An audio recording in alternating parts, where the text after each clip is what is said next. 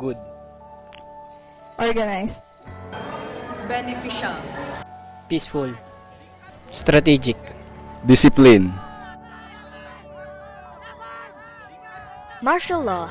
Declared by the president, this tactic calls for the military to substitute for the government when civilian law enforcement agencies are unable to maintain public order and safety, usually in cases where the nation is under a state of emergency.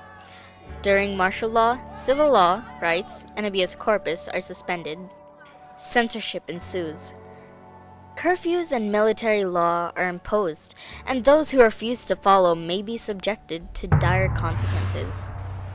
Martial law is when a state is put under control of the military, usually temporarily and as a result of an emergency or crisis that has broken down the usual civil authority and order. Martial law is a disciplinary action for a better country. Is when the military is controlling us and not the government. The military had the control for the whole country, so the country had to follow everything the military is saying. Military government.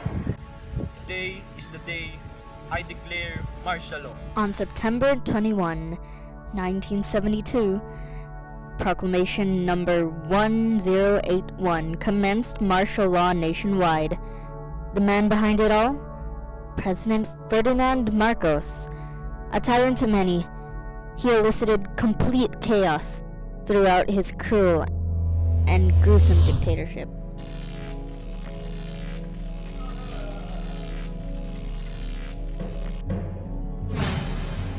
Martial law was the worst because many was persecuted. It's unfair. The cause why Philippines is in great debt. It was implemented to bring order, yet it produced chaos.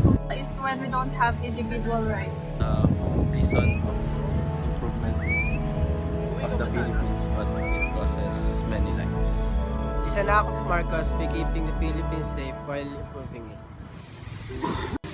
Nang may patupad ni Marcos ang martial law, nagpatayo siya ng mga iba't ibang infrastruktura. To others who deemed him a hero, he brought upon the golden era of the Philippines, raising infrastructures and other great deals. Tulad ng Batangas Port, Naiya Terminal at ang San Juanico Beach at ang mga tao nun ay disiplinado. He was the worst president, yet also the best.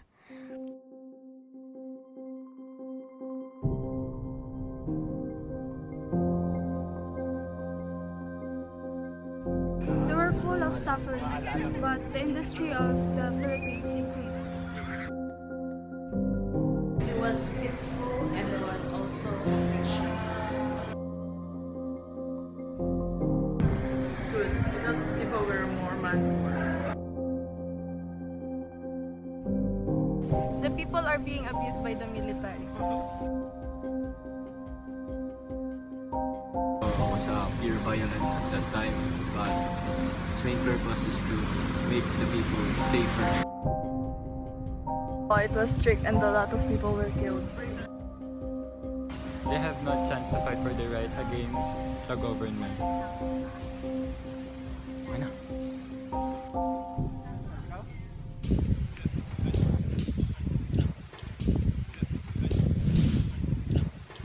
In 1960, Marcos was re-elected despite the allegations of electoral fraud. Muslim separatists in the south began campaigning for guerrilla war.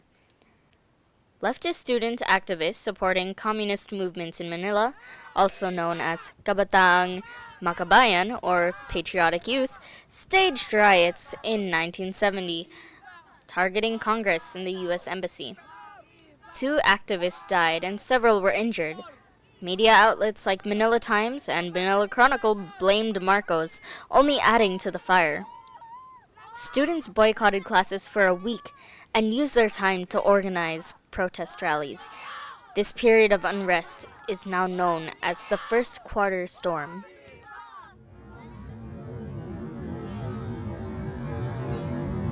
Because of martial law, I went in prison for 4 years. But before that, me and my friends joined the protest.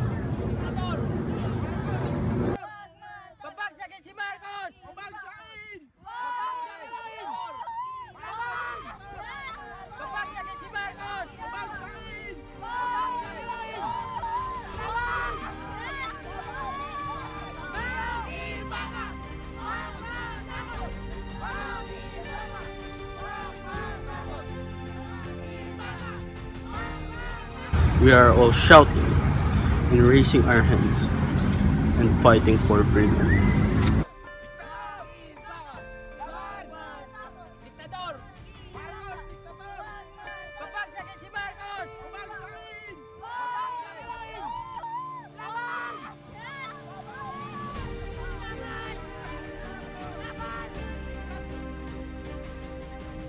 One of my friends is in front and facing the soldiers.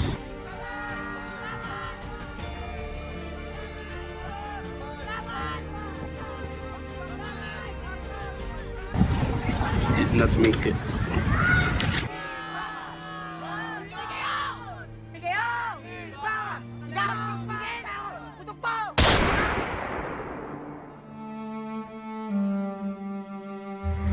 His last words were, "Sige, putok mo."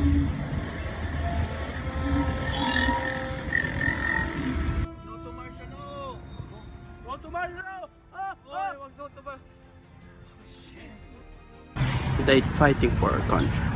That's why I had to do something. And that brought me to prison.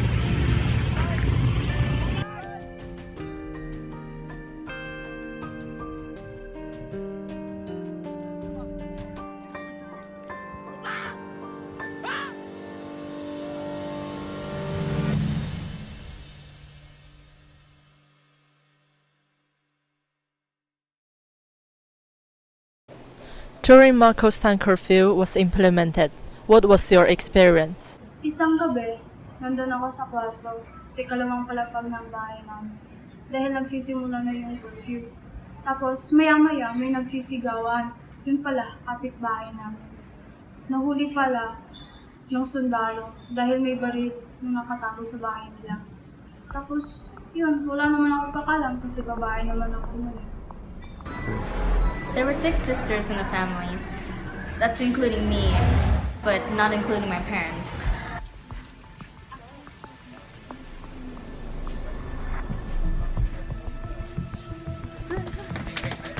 And these soldiers came to our house every day to raid, looking for firearms and communist things that I just never really got to understand when I was growing up.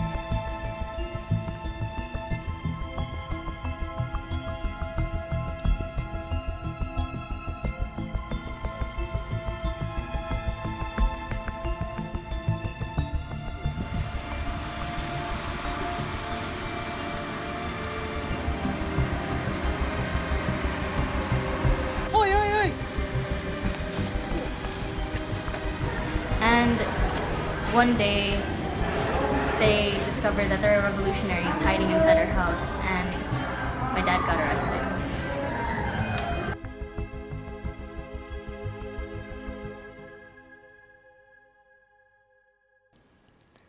In 1973, Benigno Ninoy Aquino, leader of the opposition, was arrested and charged with murder, subversion, and illegal possession of firearms. Aquino was sentenced to death in 1977, but Marcos delayed the execution. Aquino traveled to the U.S. for medical treatment and stayed there. On 1981, martial law was lifted, and Marcos was re-elected as president.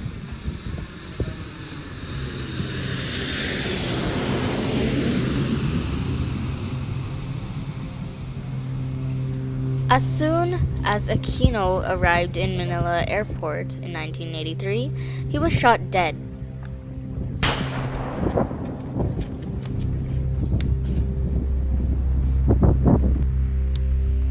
Marcos and the military were blamed, although no one was actually punished for the assassination. The nation fell into political and economic chaos in 1985. The media and democratic opposition attacked Marcos relentlessly, and 56 assemblymen called for the impeachment of Ferdinand Marcos for alleged diversion of U.S. aid for personal use.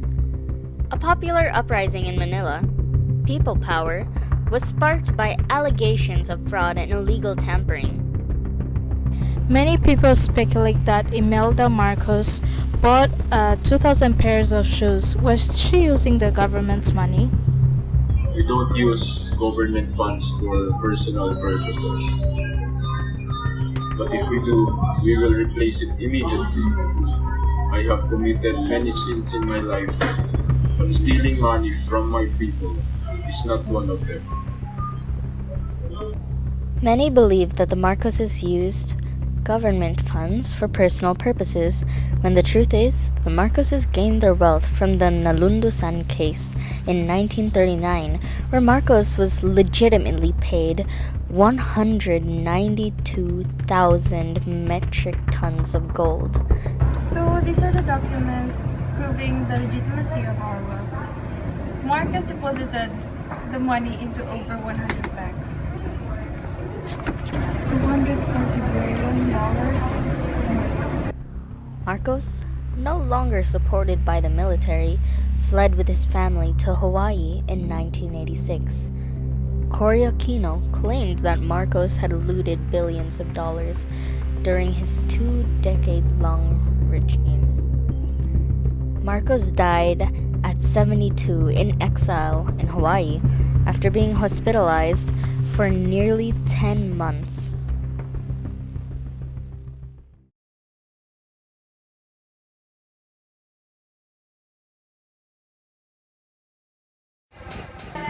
I feel safe and I will keep quiet and try not to laugh. For me, I would feel sad for the people who are going through the torture and all those things, but I would choose to follow the rules so that I won't be in danger.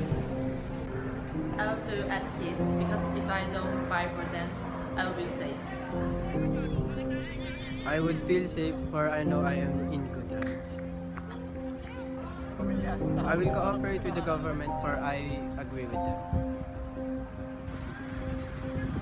I will feel terrified and deprived from my freedom.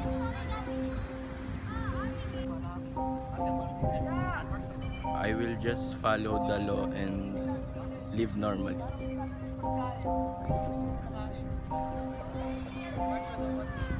I will stay neutral, but I will still criticize them.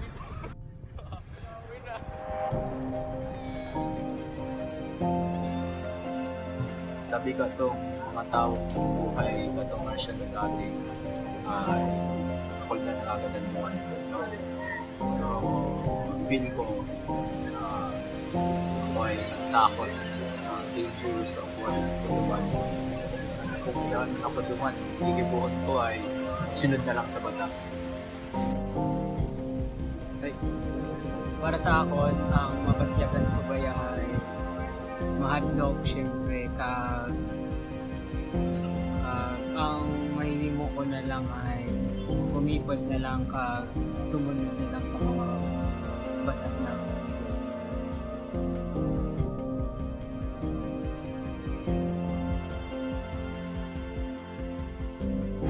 Yes. I do believe that the stories being told are true. We may not know, but maybe some of the stories about martial law could have been fabricated.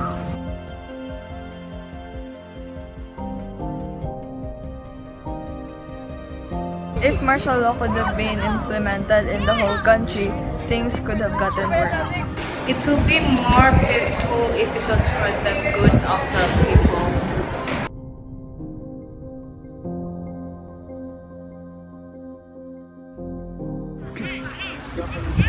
For me, if Marcos is still the president today, I think the Philippines, all the people in the Philippines is so deeply disciplined, and I think the Philippines is one of the most rich country in the planet. The country will be organized. There will be a lot of corruption. People will have diverse opinions about it, and there are people who would dare to create a movement. If Marcos were the president today, I think the Philippines now is living in prosperity, and I think it is in a much better state than today.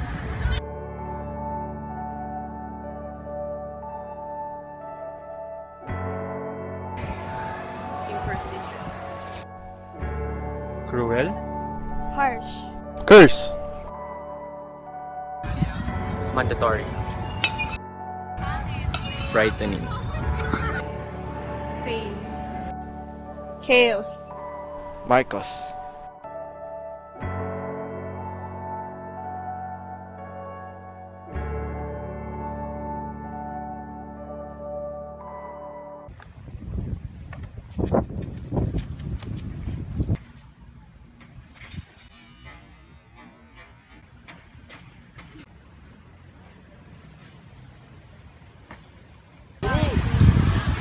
Martial law is the reason why we have this project.